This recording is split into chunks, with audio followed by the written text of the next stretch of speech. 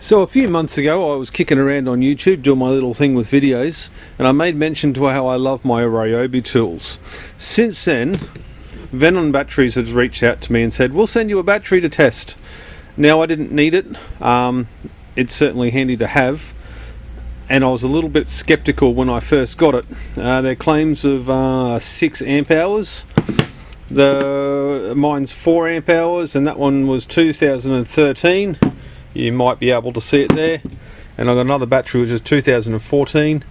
This battery here is also 4 amp hours, but this is the one I use in the higher drain devices. And I've kept this one just for fans and the leaf blower, just so they sort of last. Well, my plan was so they lasted a little bit longer. Now these are $145 each to replace, but they're now 5 amp hours rather than 4 amp hours.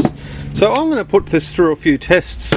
The first one is, now I do not have a new one, and full disclosure, this one is several years old and has probably been cycled 40 times or something. So I'm going to throw this in the fan, see how long it runs the fan for. I'll put a little stopwatch clock down there, a little clock down there, so you can see how long it runs for.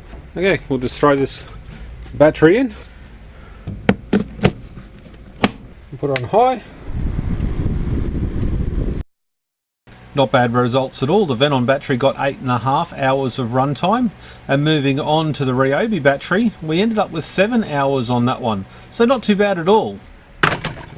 They both have a good solid thunk when they actually clip in. They're not loose. This one's a little bit harder to pull back out again. I'm gathering that's because it's just a much newer unit, but doesn't move. There's no movement there also. It's a very positive fit. Alrighty, I think the next thing we do is, you can see now they're both flat. They've both got 1 bar left after running in the fan for a few hours each, and they've also been rested for about 24 hours, or a bit more than 24 hours on the Vanon one. But let's pull them apart and have a look what the voltage of each cell is in each one to see where that BMS kicks out. Now I will need a T10 for the Ryobi One genuine battery and a normal Phillips head for the Vanon battery. 5 screws, 4 in each corner and 1 in the top of the shafty bit.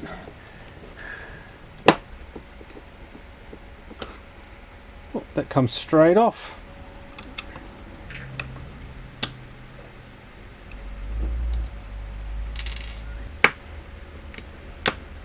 There we go, the other 5 screws are out of the Ryobi One.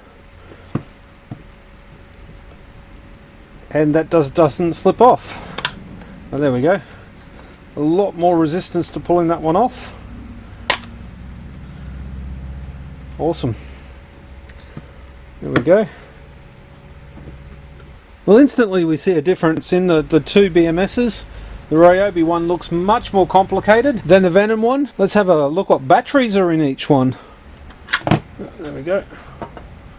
Okay, so the Ryobi One, we have NIR 18650 20Qs Samsungs. So they're 2000 milliamp hours and they're high drain. Well, that one slides out very, very easily. Oh, pink Samsungs by the look of that. Okay, well that's promising. There are INR 18650 30Qs. Ah, now there must be something to their claims. Look at that. Now it's time to check the battery voltages of both of them. Now they both disconnected, I assume due to the BMS saying low voltage. So we test this one. 16.82 volts. Not horrible. Test this one. 3.83 volts.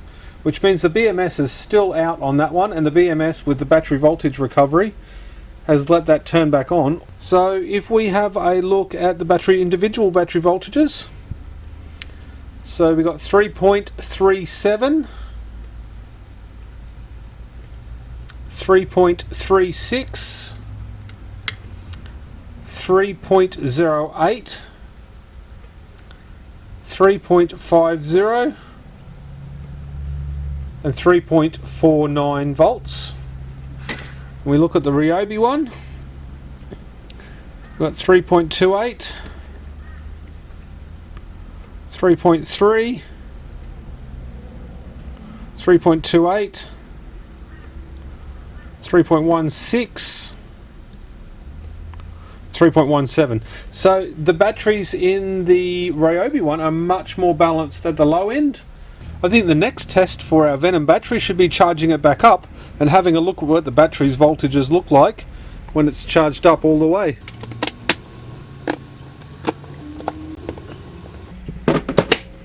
After several hours of more testing, backwards and forwards, in and out, charge, discharge, recharge, put it under a load, high drain, low drain, fans, leaf blowers, whippersnipper, hedge trimmers, Ryobi circular saw, this thing outperformed everything that I had expectations for it to do. It took a little bit of time for the balance to actually get the cells right. It took a few cycles to get the balance right on the cells. I guess that's to be expected.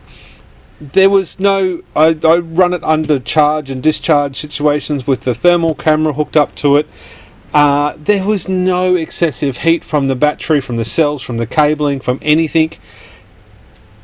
I'm genuinely impressed. I think for 1/3 of the price of a genuine battery, you can't go wrong. I mean, why are these $147 when these hold more and are at least 1/3 of the price, I guess?